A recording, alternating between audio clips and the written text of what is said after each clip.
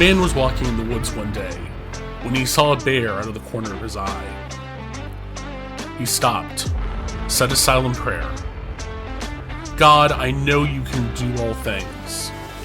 Will you please make this bear a fellow Christian? The bear caught up to the man, placed his paw on the man's shoulder, and said, Brother, will you pray with me? Dear God, for this meal that I am about to receive, make me truly thankful. This is The Christian Bear with Dr. Ben Hilsman.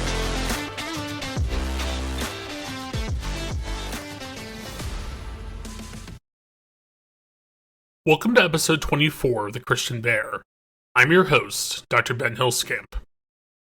In this episode of The Christian Bear, we're going to consider the proposition that Black Lives Matter. Before we begin, let's be very clear that it is indeed a privilege, and indeed a privilege of white people, to be able to study and consider racism without having to experience racism in our day-to-day lives. Far too often in the world we live in, particularly here in the United States, the proposition that Black Lives Matter is a consideration. It is a question. It is something that must be taken under advisement rather than be a blatant and absolute fact.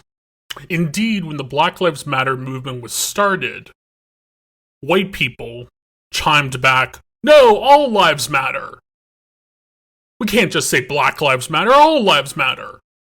And yes, indeed, all lives do matter. All lives are sacred. All lives have worth. All lives have dignity. However, in this country, and in many other countries, Black lives have less meaning. Black lives, Black bodies have been broken, have been derided, have been denigrated. Indeed, just over 400 years ago, in 1619, the first enslaved African person was brought to what would become the United States. The Reverend Jim Wallace says that slavery is America's original sin. Because slavery and the legacy of slavery and racism undergirds every part of this country, from our economic and capitalistic structures to our legal and prison industrial complex. Indeed, there is a very real pipeline of particularly young Black men from our schools, which already underserve those young men, to prison, sometimes by way of the military industrial complex. When a murder, when gang violence, when poverty strikes communities of color, particularly Black communities, white people rage, where are the Black leaders? Where are the Black fathers? Why are they not in the picture? Yet, when mass murders, mass shootings occur in this country, largely perpetrated, by the way, by white men, there is no recourse to where are the white leaders.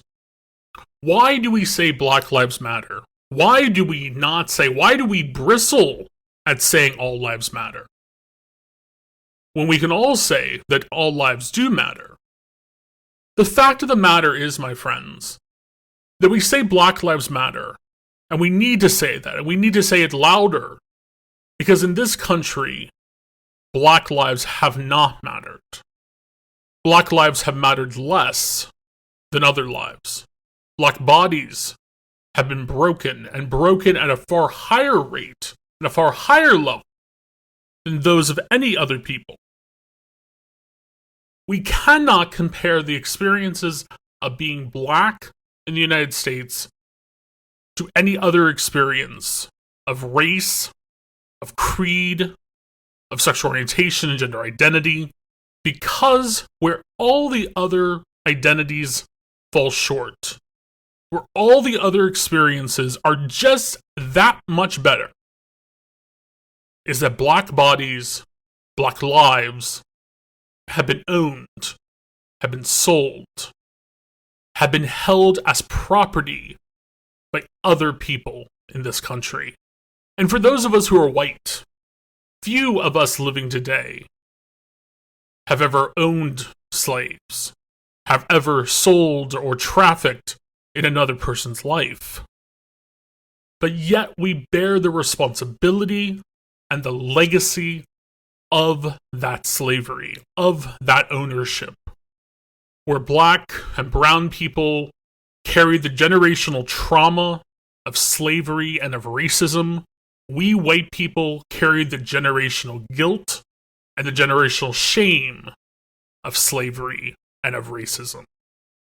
It is indeed even more the imperative for those of us who work for justice to acknowledge that our liberation, my liberation as a gay man, my liberation as a queer person, my liberation as a person living with a disability, is tied up directly in the liberation of black and brown people.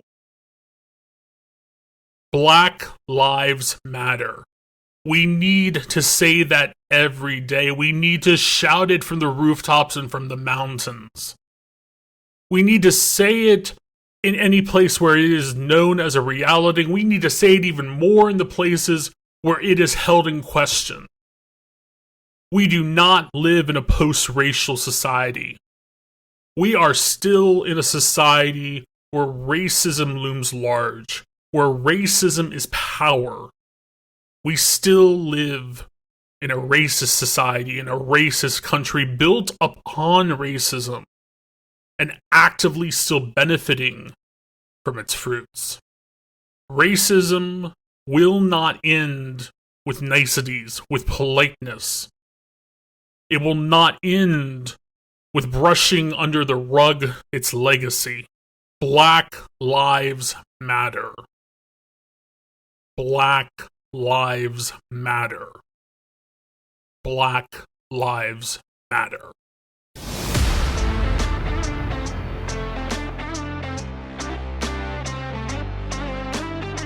This has been The Christian Bear with Dr. Ben Hilsky.